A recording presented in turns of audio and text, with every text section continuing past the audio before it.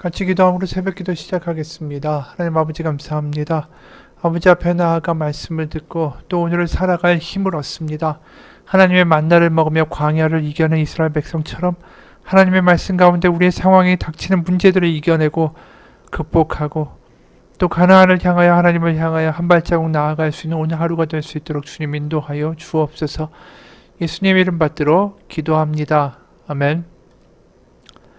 오늘은 예레미야 23장 23절에서 40절까지의 말씀입니다. 예레미야 23장 23절에서 40절까지의 말씀입니다.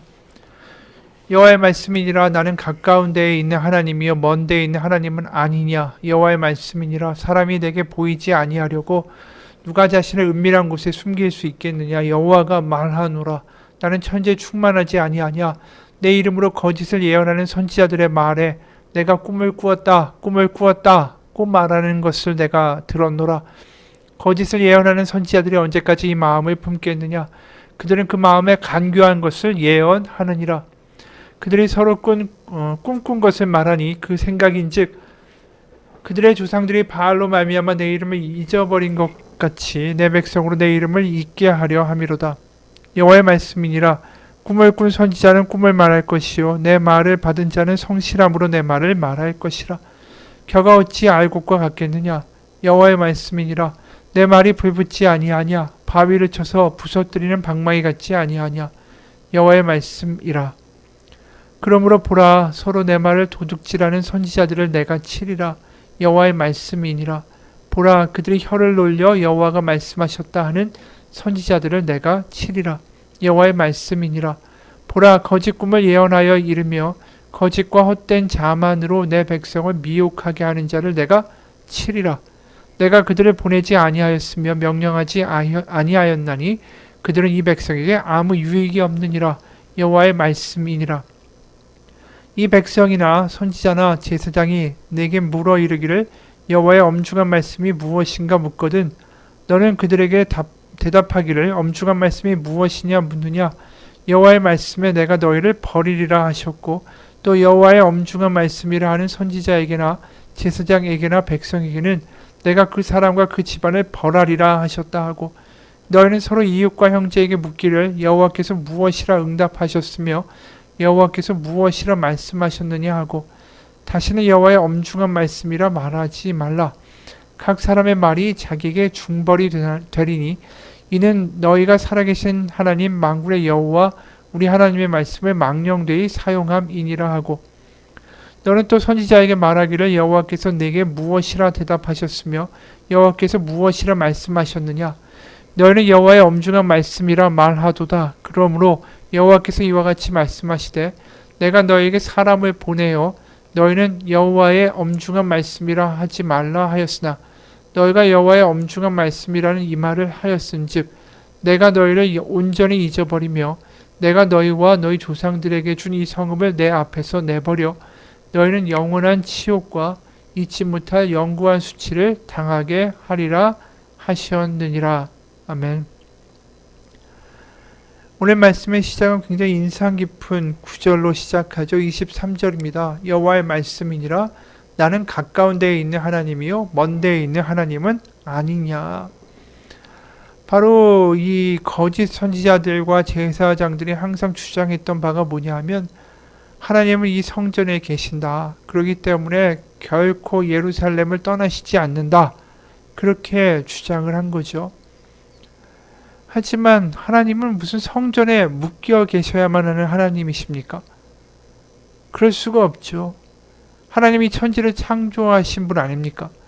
이 엉터리와 같은 이 선지자들의 주장에 대하여 실제로 이사야 66장 1절에는 이런 말씀이 있습니다. 이사야 66장 1절 여호와께서 이와 같이 말씀하시되 하늘은 나의 보좌요 땅은 나의 발판이니 너희가 나를 위하여 무슨 집을 지으랴. 내가 안식할 처소가 어디랴. 하나님은 한마디로 거대한 성전이라는 건물 안에 갇혀 계시지 않는다는 뜻입니다. 하나님이 이 땅과 천지를 창조하시고 그것이 모두 하나님이 다스리시는 곳이다라는 것이죠.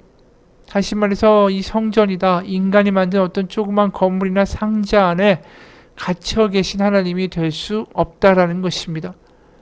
지금도 마찬가지죠. 사람이 많다고 큰 교회, 또 좋은 건물을 가지고 있는 교회, 멋진 어떤 그 반주를 하고 근사한 프로그램으로 사람들을 많이 모으고 있는 그 교회가 하나님이 계신 곳이다. 그 건물이 하나님이 계셔야만 하는 곳이다라고 주장할 수 없는 것이죠. 그러니까 이사야 1장 13절에 보면 헛된 재물을 다시 가져오지 말라. 분향은 내가 가증히 여기는 바요. 월삭과 안식일과 대회로 모이는 것도 그러하니 성회와 아울러 악을 행하는 것을 내가 견디지 못하겠노라. 그러니까 엄청난 재물과 엄청난 월삭이다 안식일이다 뭐다 별의별 예배를 다 드리는 거예요. 그런데 하나님이 그 꼴을 못 보겠다라고 하신다라는 거죠. 성전에서 얼마나 근사하게 예배가 드려질지 모르겠습니다. 근사한 재물들과 엄청난 재물과 물량 공세로 퍼붓는데 하나님이 그게 가증히 여기신다라고 그래요. 이유는 뭐냐면 하나님을 성전에만 가두는 거죠. 볼모로 잡고 자신들의 요구만 들어주는 그러한 신이면 된다라고 마치 하나님을 볼모로 잡고 성전 안에 가두어 버리는 그러한 믿음을 보여주고 있다라는 것 아닙니까? 성전을 벗어나는 순간 믿음과는 전혀 상관없는 삶을 살면서 성전에서는 하나님이 있으니까 여기서 우리에게 복을 달라라고 기도하고 그 외의 삶에는 전혀 하나님과 상관없는 삶을 살아가는 거, 하나님을 예배당에 가두어 버리는 거. 그게 이 예레미야가 지적하는 거고 이게 지금 우리가 살고 있는 신앙의 시대에도 마찬가지라는 것입니다. 그러면서 평안하다고만 이야기하고 이게 잘못된 거죠. 그러니까 거짓 예언자들의 말에 대해 하나님 분노하시고 25절과 32절까지 이어지는 말씀입니다. 몇 개의 절만 보겠습니다. 25절 내 이름으로 거짓을 예언하는 선지자들의 말에 내가 꿈을 꾸었다 말하는 것을 내가 들었노라. 꿈을 꾸었다라는 말을 두 번이나 반복한다는 얘기는 뭐냐면 내가 하나님의 꿈을 꾸었다. 이게 하나님의 꿈이 확실하다. 예언이 확실하다. 환상이 확실하다. 이렇게 한다라는 거예요. 그런데 26절 거짓을 예언하는 선지자들이 언제까지 이 마음을 품겠느냐. 그들은 그 마음에 간교한 것을 예언하느니라. 그들이 환상이라고 말하고 꿈을 꾸었다라고 하는 내용이 하나님의 진정한 환상이 아니라 그 마음에 간교하고 거짓된 것을 말하고 있다라는 거예요. 그래서 27절 그들이 서로 꿈꾼 것을 말하니 그 생각인즉 그들의 조상들이 바알로 말미암아 내 이름을 잊어버린 것과 같이 내 백성으로 내 이름을 잊게 하려 함이로다. 그러니까 하나님이 어떠한 분이신지 하나님의 온전한 임재를 경험하는 것과는 전혀 상관없이 하나님을 알고자 하는 마음은 전혀 상관없이 그저 환상과 예언과 그런 말들만을 따라다니는 마치 점집을 따라다니는 그 점쟁이 따라다니는 그러한 것처럼 신앙을 만들어 버린다라는 거죠. 그러면서 하나님의 뜻을 보여주겠다. 하나님의 평안이 여기 있다. 하나님의 약속이 여기 있다. 이렇게 말을 한다라는 거예요. 지금도 그렇게 환상이나 예언을 강조하는 교회들이 있습니다. 실제로 예배를 드리고 나가다 보면 입구에 의자를 갖다 놓고 탁자를 갖다 놓고 예언자들이다 환상을 본다 은사를 받았다. 그러면서 사람들이 오면은 자매님 제가 당신을 위해서 예언하겠습니다 라고 기도하고 뭐 이렇게 예언하는 그러한 교회들이 있어요.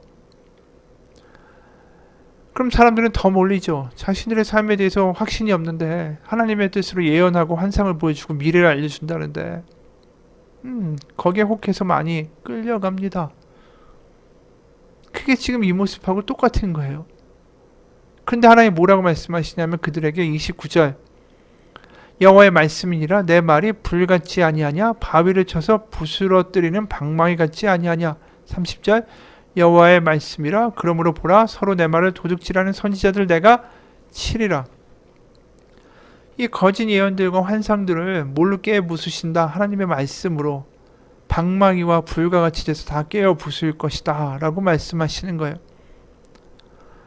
그러니까 환상을 아예 거부하는 건 아닙니다. 요셉도 꿈을 꾸었죠. 꿈쟁이라고 형들이 놀렸습니다. 근데 하나님이 주신 그 환상과 꿈은 실제로 나중에 이루어지지요.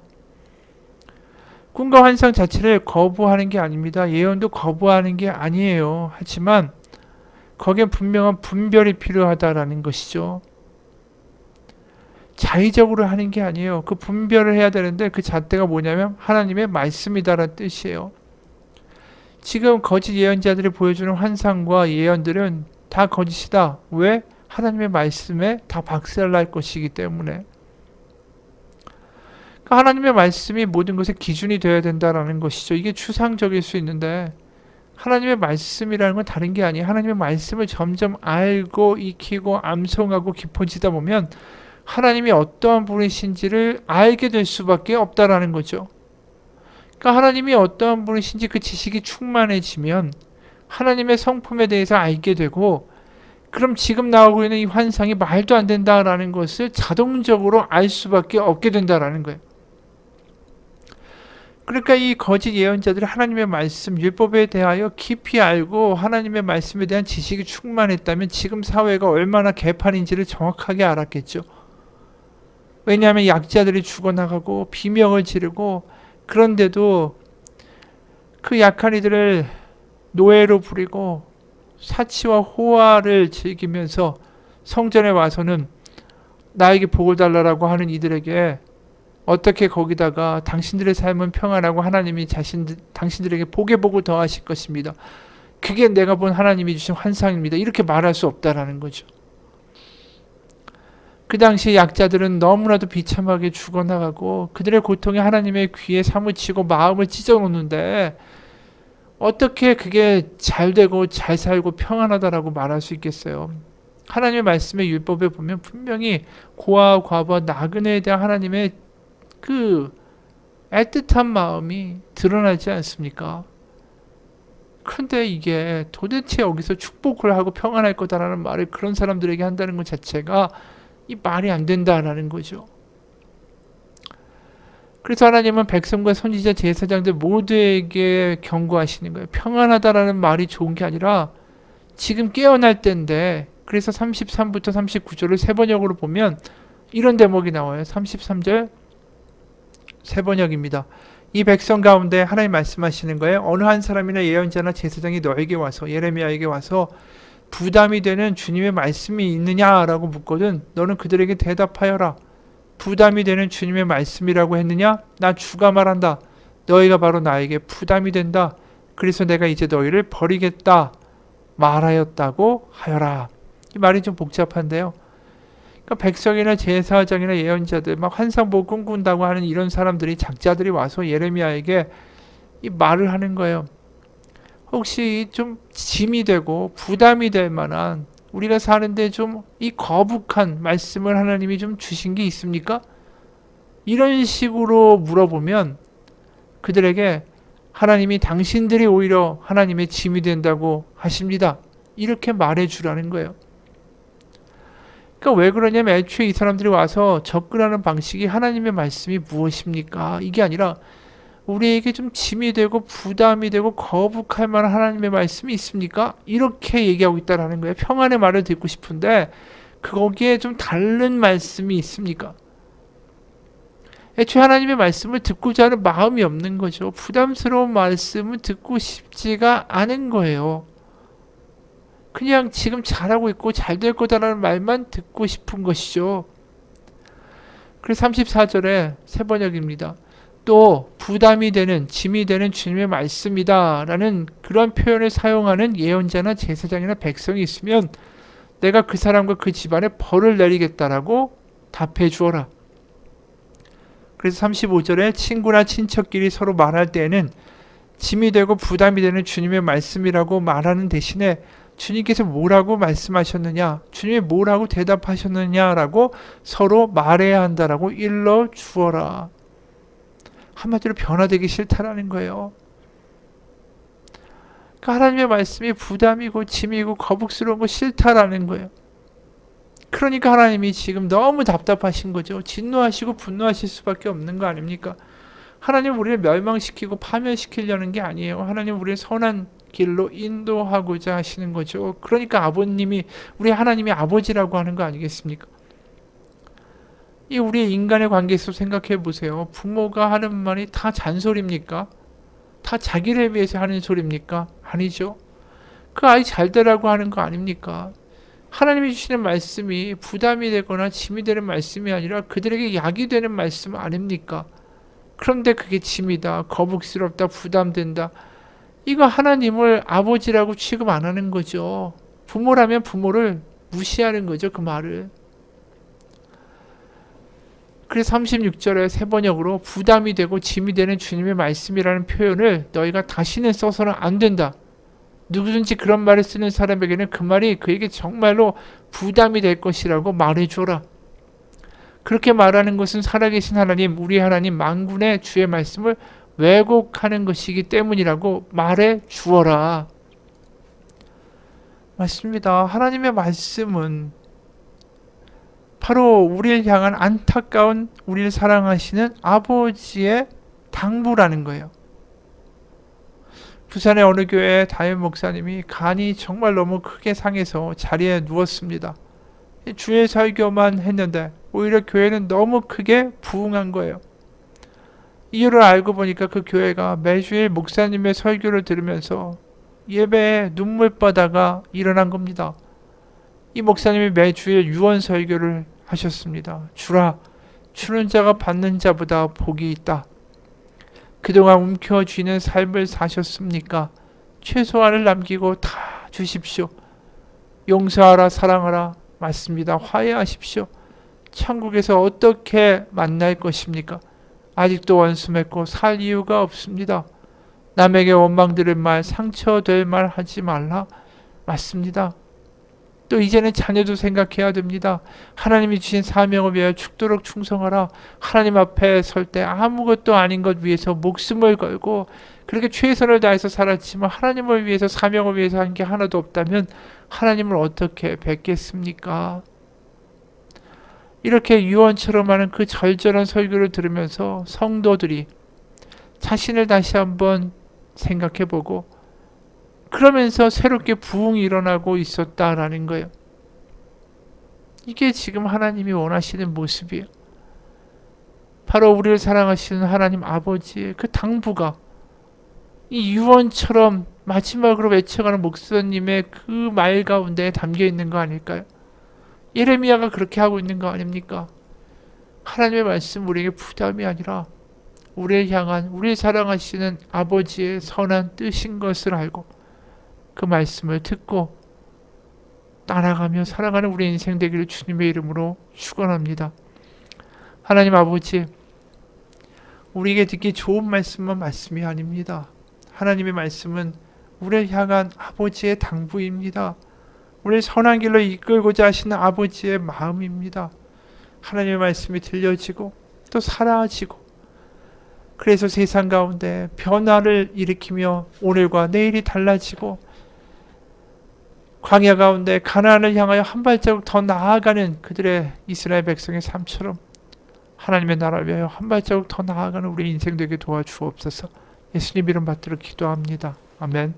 하늘에 계신 우리 아버지, 아버지의 이름을 거룩하게 하시며 아버지의 나라가 오게 하시며 아버지의 뜻이 하늘에서와 같이 땅에서도 이루어지게 하소서. 오늘 우리에게 일용할 양식을 주시고 우리가 우리에게 잘못한 사람을 용서하여 준 것 같이 우리 죄를 용서하여 주시고 우리 시험에 빠지지 않게 하시고 악에서 구하소서. 나라와 권능과 영광이 영원히 아버지의 것입니다. 아멘.